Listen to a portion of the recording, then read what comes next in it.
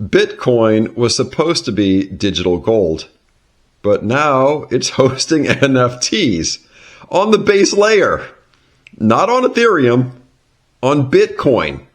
And if you think this is just a cultural story, you're missing a monetary identity fracture happening in real time. For 15 years, Bitcoin was built on one pristine narrative: 21 million supply cap, immutable monetary policy, decentralized settlement, hard digital collateral. It was not trying to be a toy.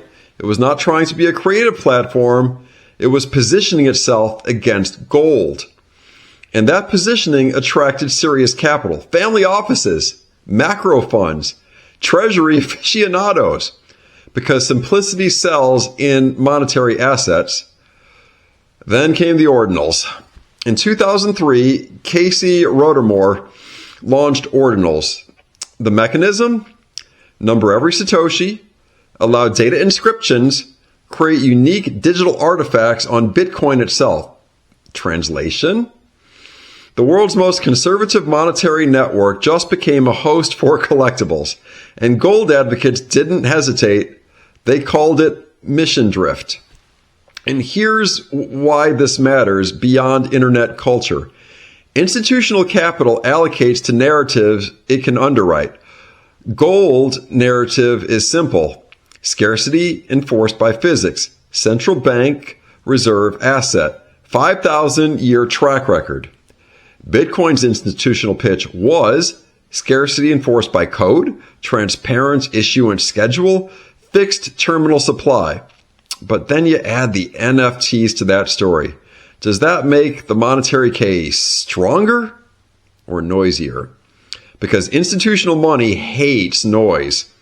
Money requires sameness. $1 equals another dollar. 1 ounce equals another ounce. Bitcoin's strength was fungibility.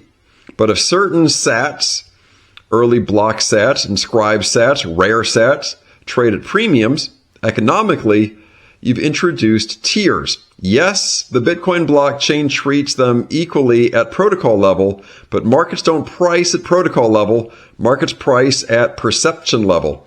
And perception drives premium. That's the fracture. Bitcoiners respond aggressively. Monetary policy unchanged, 21 million untouched, consensus rules intact. Ordinals simply pay fees. Higher fees equals stronger miner revenue. Stronger miner revenue equals long-term network security. Security is the monetary foundation. Therefore, NFTs strengthen Bitcoin. That's the syllogism. And it's not stupid. It's internally coherent. But then the gold bugs hear this and they laugh, because gold doesn't need fee markets to justify its existence. Gold doesn't depend on developer culture. Gold doesn't pivot. Gold doesn't experiment. It simply sits there, inert, scarce, and politically neutral. Bitcoin just proves that it evolves. And evolution introduces uncertainty. Hard money thrives on predictability, the opposite of uncertainty. During peak Ordinals activity, transaction fees spiked dramatically. Small users got priced out. Block space became competitive. That proved scarcity, but scarcity of what? Money? Or inscription real estate? If Bitcoin becomes too expensive for everyday settlement because speculative demand crowds block space, who is the network optimizing for? Collectors or capital allocators? And that's not a culture question. That's a capital structure question. Gold scarcity is geopolitical. Annual supply growth is maybe 1 to 2%. Bitcoin supply growth is a programmatic decline towards zero. But NFTs introduce narrative scarcity. Narrative scarcity is reflexive. It can collapse faster than geopolitical or the mathematical scarcity. Gold's premium doesn't depend on trends. Bitcoin's monetary premium increasingly competes with its artifact layer. That tension is new. And this is the uncomfortable part. Bitcoin won institutional mindshare because it was boring, predictable, monetary, conservative. Ordinals reintroduce experimentation at the base layer. Gold advocates argue you don't experiment with the monetary base, and Bitcoiners argue neutral infrastructure must allow any valid transaction.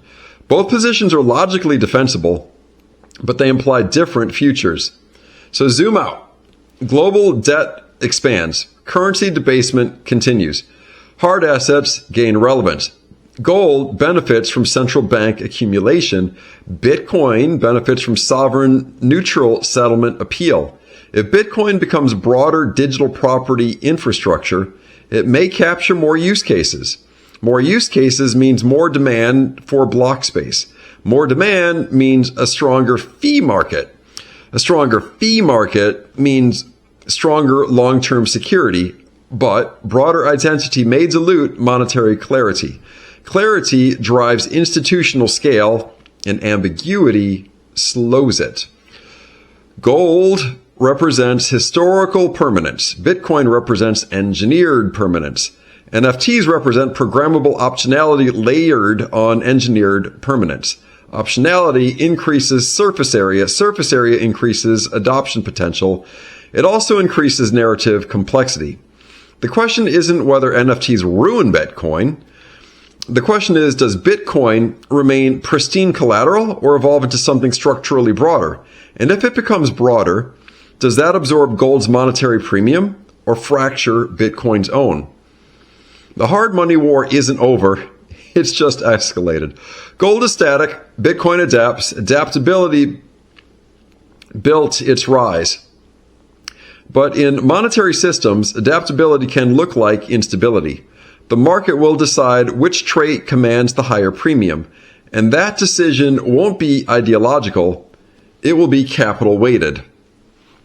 If you want to track where serious capital migrates during regime shifts, consider subscribing if we've earned it, because this isn't about memes. It's about what becomes the base layer of global collateral. Thank you for watching all the way to the end. As always, please take care of yourself and each other and build that stack.